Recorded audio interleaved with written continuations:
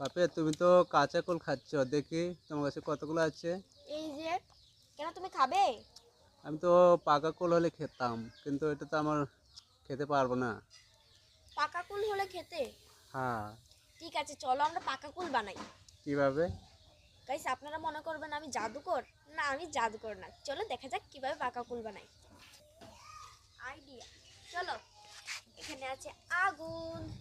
এখন আমি আগুনের ভিতর কুলগুলা দিয়ে দেব। হয়ে গেছে।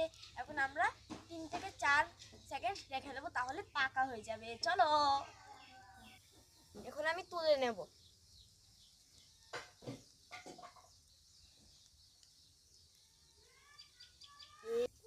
এখন আমি ভালো করে ধুয়ে নেব, কারণ এটার উপরে ছাই লেগে আছে। এই যে পাকা কুল হয়ে গেছে না।